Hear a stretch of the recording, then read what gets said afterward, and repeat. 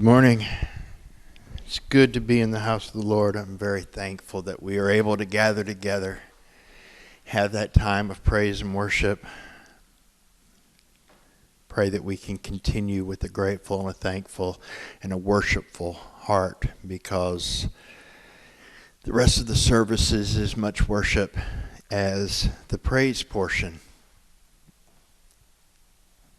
Because hearing from the God we adore is an act of worship when we stop and listen, when we lean on Him and count on Him.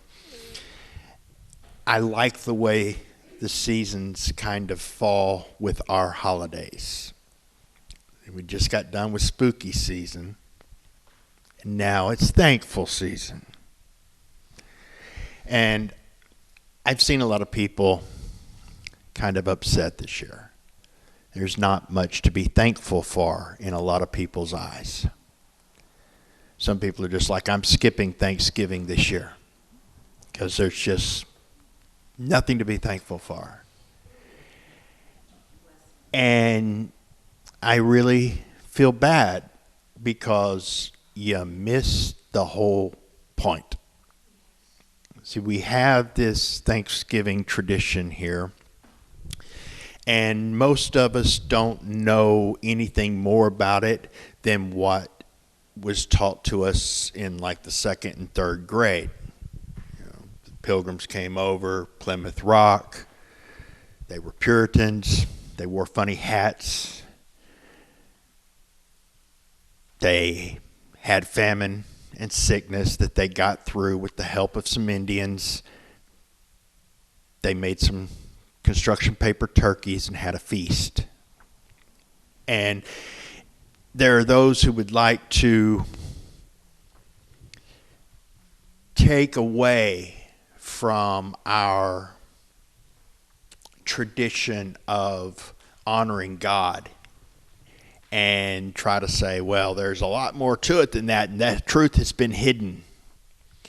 And I don't think the truth has been hidden about the Thanksgiving. I just think that Americans on general don't care that much about history and are too lazy to learn anything past what they have to get past the test.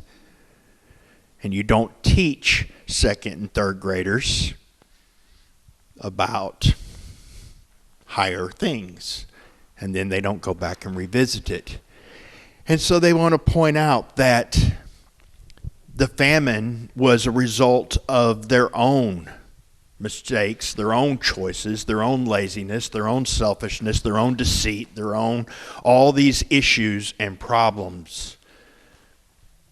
And they're right.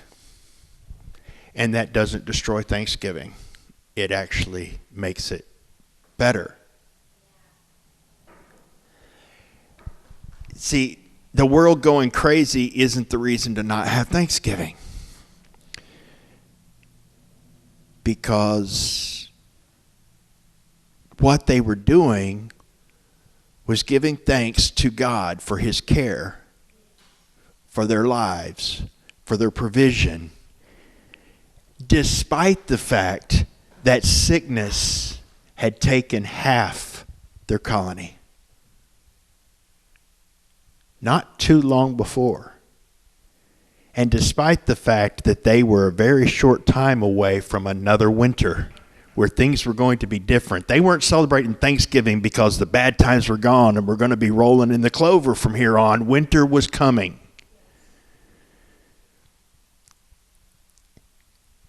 So hard times were behind, hard times were ahead. They did have provision, but it doesn't mean that it was all wonderful, and yet they stopped to give thanks. If you add to it the fact that a lot of the problems that they went through were a result of their own choices, their own actions, and yet they recognized that despite the mistakes they made that should have cost them their lives, God provided for them, and they stopped and gave thanks. See, that's what it's about. Sickness, chaos, bad decisions by leaders, bad decisions by me,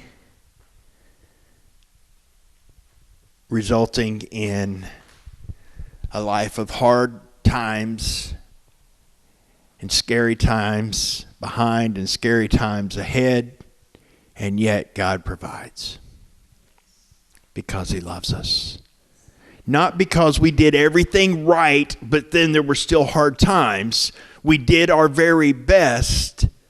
We tried really, really hard, but it fell short, so God provided, which is kind of the idea you can kind of get with that glossy picture. So let's throw the glossy picture away. Let's side with those who want to throw it away and throw it away. It wasn't so glossy. They made some bad choices and some bad mistakes, and they made themselves very hungry, and they opened themselves up to sickness. And God provided, and they gave thanks. And that's what he did with Jesus. We didn't do our best. We did not do it right. We did not do it good enough. We did not do all that we could to do everything that was required, and then somehow life got in the way. We made bad choices. We were deceitful. We were lazy. We were selfish. We were whatever. And yet, Jesus came, did what we were supposed to do and couldn't. Took our blame and our punishment, what we should have received as the just reward for our actions, he took upon himself so that he could provide life. So that not because of who we are, but despite who we are, we could rejoice, have joy and peace and love and relationship with our Creator. And that goes beyond our circumstances. That goes beyond the world. That is a time, every moment of every day, not just once a year, where we can realize that no matter how dark things get, no matter how horrible things can be, no matter how chaotic or fearful the world can be, no matter whose fault that is, whether it's because of choices I made or choices you made, or just because of choices Adam made, God still cares. God still here. God still gives life to those who will take it. And he cares for us so we can thank him and honor him and come to him with a heart of gratitude for his provision despite our failure to earn it. Because none of us have done anything close to good enough to have somebody suffer the cross for what we've done.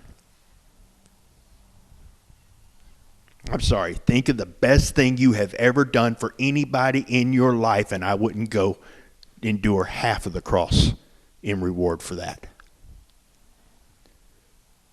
And neither would you. But he didn't do it for the best that we've done. He did it for the worst that we've done. Nothing glossy about our lives. We're all selfish and self-centered. That's why Jesus called denying yourself picking up your form of execution. When you lay your life on the altar, all of it as a living sacrifice, you are sacrificing self, and it is the hardest thing that we can do. It's impossible without grace because we are selfish and self-centered people. And Jesus died for us anyway. So, it's no surprise that the Pilgrims were selfish and self-centered. So are we. So were their grandparents. So was King David. So was Abraham. So was everyone that's ever walked this planet except for Jesus. That's pretty awesome because the one person who could do it right decided to give his reward to us.